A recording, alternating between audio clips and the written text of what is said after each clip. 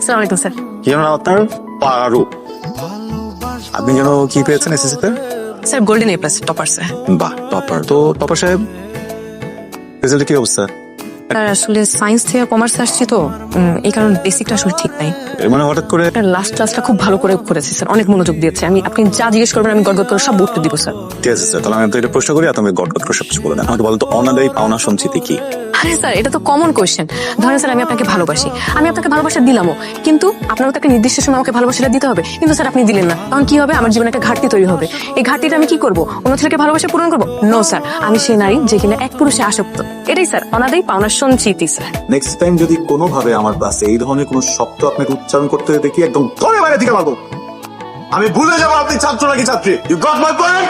Sir সেদিকে বসেন। গো। Sir একটা কোয়েশ্চেন করি। আবার কি? সরি স্যার আর করবো না। হ্যাঁ